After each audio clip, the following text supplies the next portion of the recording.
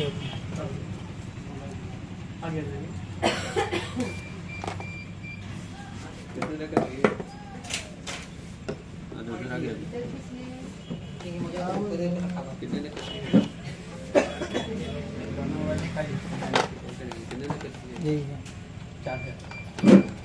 Second hand charger ये वाला अरे अभी का अलग पकड़े में इन दोनों का रेट 5,500 का लगेगा। इसका 5,500 से 5,000 तक लगेगा।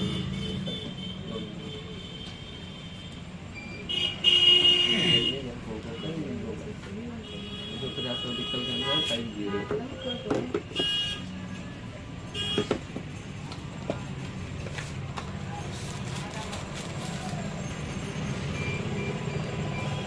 इसका ग्लास